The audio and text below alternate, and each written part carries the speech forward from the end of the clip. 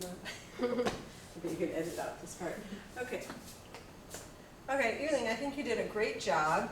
I like the way you've designed your poster. It's very clear.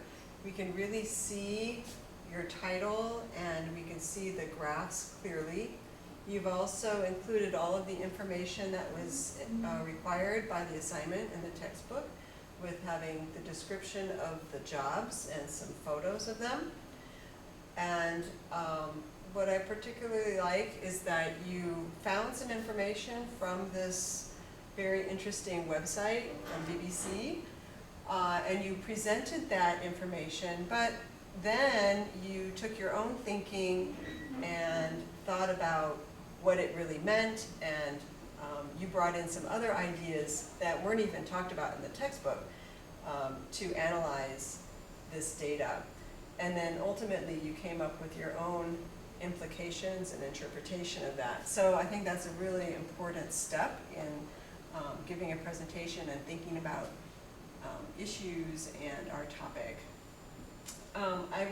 I'm wondering, one question I have is, so you talked about waiters and waitresses and how it might not be cost effective for shops to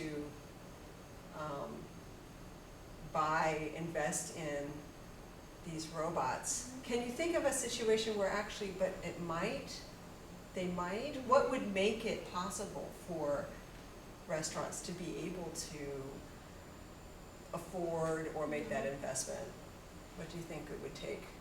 I think maybe it would be possible if it's a chain shop where you order it maybe by a machine, and then the food will just be there and you have to pick it by yourself, and after you finish you bring it back by yourself, like maybe a McDonald's.